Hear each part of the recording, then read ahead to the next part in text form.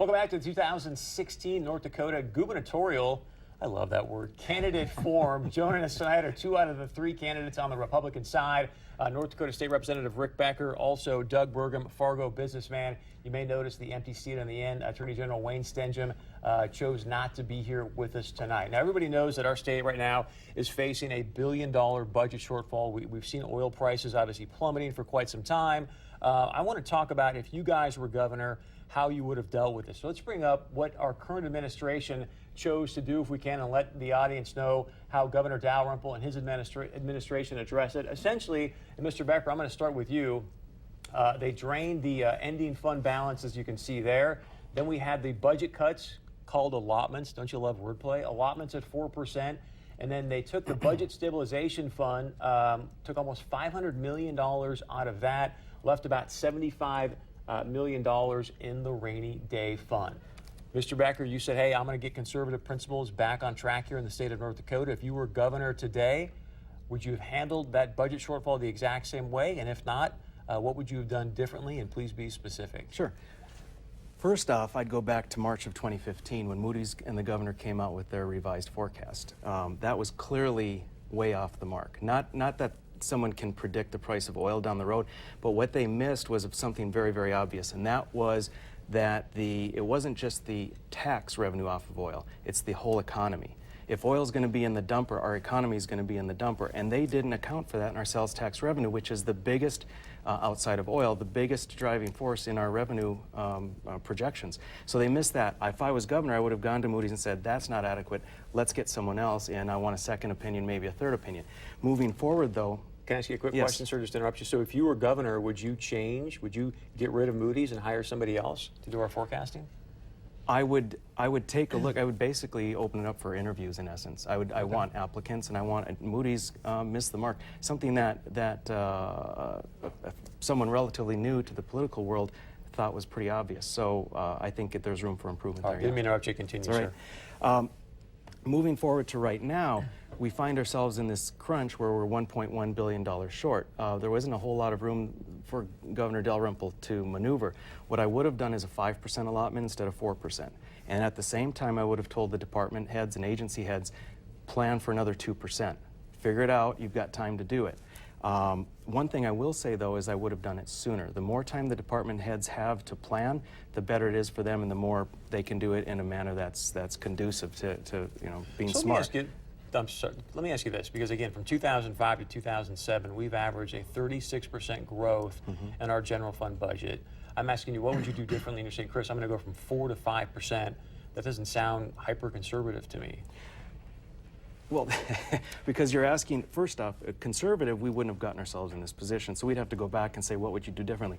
If you're asking me, at this point in time, already being $1.1 billion short, what would I do? That already means we've moved past the fact that we have biennium over biennium increases of 36% on average. So what I'm saying is there are very few things we can do. The governor can do an allotment, and in fact must do a minimum of 2.5% before we can tap the budget stabilization fund. There's only $530 million in the budget stabilization fund, and actually that's so a 575. 575. Thank you. Left in it, yeah. And so there's only those two things that the governor can do: allotments and budget stabilization. So he did the 4.05. I would have done 5 plan for 2, right, and that would have left $130 million roughly in budget stabilization. The big question that we need to talk about is what would we do as governor for the next biennium, because there's really not much you can do right now. Mr. Burgum, your thoughts, if you were governor today, how would you deal with a $1.1 billion budget shortfall? Well, the first thing I should say is that this shouldn't have been a surprise to anybody. When if you go all the way back 20 years, Great Plains Software, when we were getting ready to go public, what you do is when you're a public company, you have to have predictability. You get punished in the public markets if you come in below what your earnings are for a particular quarter. So in the ramp up to the 2 years before we went public, we were going through all the regimen as if we were public. And I went by our accounting team one day, and they're having a celebration on the evening of the last day of a fiscal quarter. And everyone was celebrating, and I said, well, what's all the excitement? Well, we beat our numbers, And I said, but yesterday you said we weren't going to beat our numbers, and today we did beat our numbers. Well, that's why we're celebrating.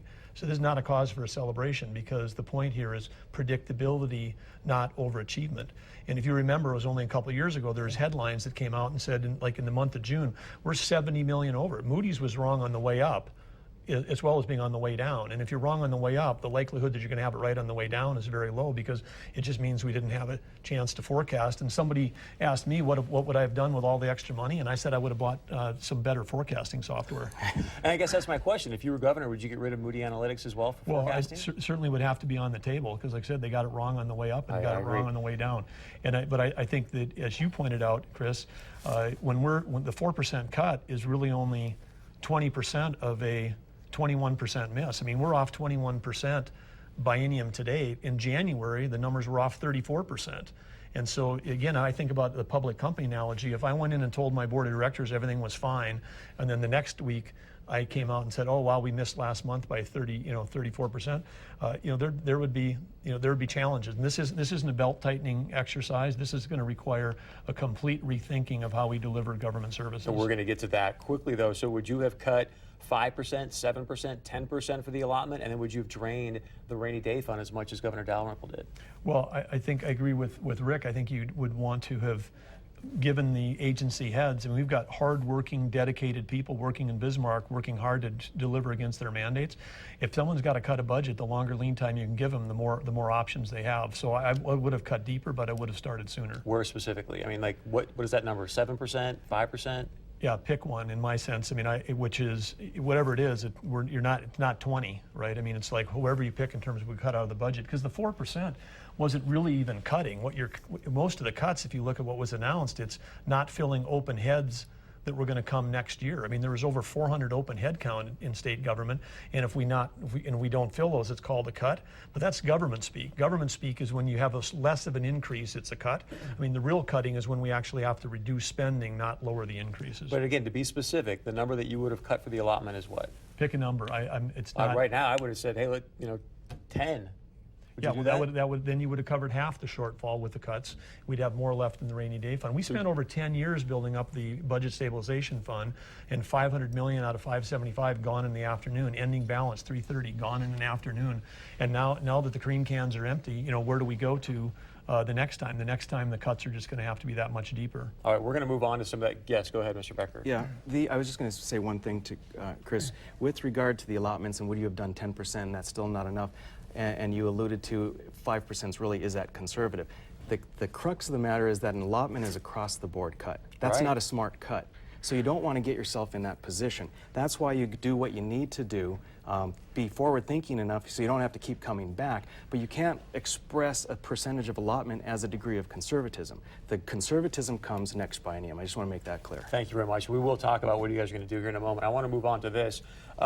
There's been some news obviously about North Dakota. Doug, you wrote a specific piece about this and you titled it Facing a New Economic Reality in North Dakota. Fed data shows North Dakota as one of the worst performing states. In response to your piece, Attorney General Wayne Stenstrom also put out a piece titled, North Dakota is doing just fine. I want to share with you a quote from that and give you a chance to respond. He said, to be sure, this is Mr. Stenstrom now, to be sure, any reports of our state's economic demise are greatly exaggerated and fail to include the fact that this downturn comes on the heels of years of remarkable growth. And while 4%, meaning the allotments, may seem like a lot, let's not forget that our state general fund has grown from $4 billion to $6 billion in 4 short years. Here's my question for you, Mr. Burgum. Are you, according to Mr. Stenstrom, greatly exaggerating our state's economic demise for your own political gain? Certainly not. And certainly not exaggerating, and one has to only go as far as reading the Wall Street Journal today, whether you read it online or pick it up. But there was a story in the Wall Street Journal today was showing new data that North Dakota is dead last, 50th out of 50 states in terms of economic growth. We have the largest economic decline happening right now. And you know who's number one on that list? Title of the story, the other Dakota. South Dakota is number one in terms of growth. We're dead last in that. So no, I'm not exaggerating. I said earlier, if leaders to solve problems have to acknowledge they exist, and talking about how good things are by describing that our budget grew from 4 to 6, that are, increasing the amount of spending in government. Only someone who's been in government 40 years would think that a measure of our success is how big our government has grown. Amen, brother. But here's my question for you then. Again, let's take you back 5 years, because you're saying, hey, Chris, you've made this comment several times, that our government is growing faster than the private sector. We all know there's been a lot of needs in North Dakota over the last 5 years, for example. You're the governor 5 years ago. What do you not fund? Well, I think, and please be specific. Well, some of this. Let's just talk about this. Let's talk about the surge funding, which of course was very popular.